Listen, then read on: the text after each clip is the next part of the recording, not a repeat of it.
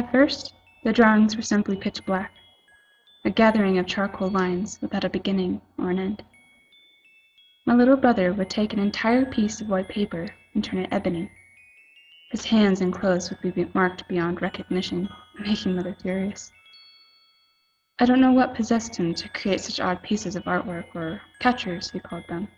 But one thing was certain, it wouldn't stop. He couldn't stop, he'd say. Soon his room became infested with the things. They hung on cheap hooks, stashed in practically every nook and cranny, stuffed even, under his bed. Curiosity got the best of me, and I grabbed a handful of the drawings when he wasn't looking. I took them to my bedroom and peered at them under the glow of a lit candle. I don't know what I expected to find, and after minutes of staring at the same dark page, let it slip between my fingers and flutter to the floor. I dropped the rest of them beside their fallen comrade, and slowly blew out the candle, when at last I saw it. Even in the darkness, I could feel the drawn figure staring back at me. My shaking hands relit the candle and brought the picture close to my eyes. There, in the middle of the page, was a figure. I couldn't make out any details other than the general outline, but it was there, plain as day. I reached down and grabbed another drawing to see that same figure.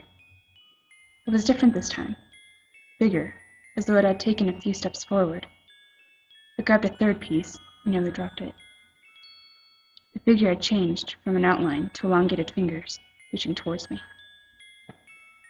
I didn't dare glance at the last one, but in my peripheral vision, I saw the fingers had been replaced by a detailed vein.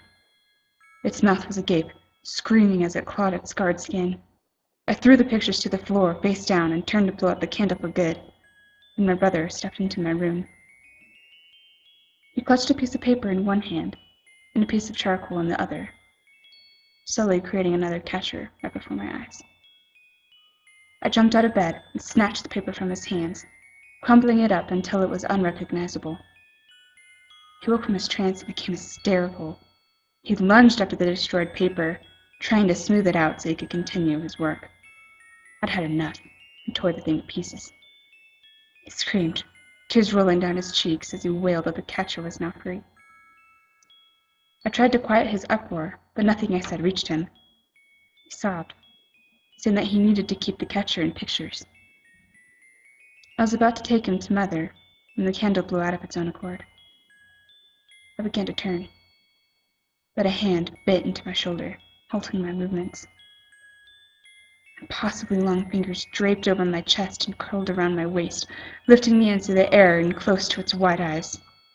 Its mouth drooped open as it whispered, "Keep me trapped in a picture for a day, where I will be free to torture and to slay."